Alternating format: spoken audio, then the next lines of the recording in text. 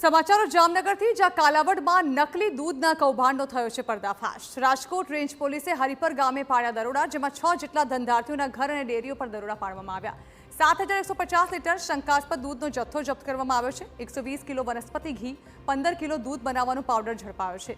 Food and safety વિભાગે સ્થળ પર પહોંચી દૂધના સેમ્પલ લીધા। શંકાસ્પદ દૂધના જથ્થા અને બનાવટના સામાનનો નાશ કરવામાં આવ્યો છે, તો ભેળસેળયુક્ત દૂધનું વેચાણ કરતા ઇસમો વિરુદ્ધ કાયદેસરની કાર્યવાહી શરૂ કરવામાં આવી છે।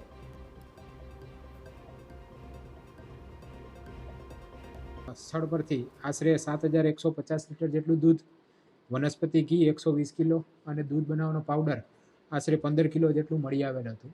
અને આ જે દૂધની ક્વોન્ટિટી છે એ શંકાસ્પદ જણાતા સ્થળ પર ફૂડ સેફ્ટી ઓફિસર છે એમને તુરંત બોલાવવામાં આવેલા હતા અને કાયદાકીય રીતે સીલિંગ કરી અને સેમ્પલો એકત્રિત કરવામાં આવેલા હતા। આ સેમ્પલો વધુ તપાસ અર્થે મોકલવામાં આવેલ છે।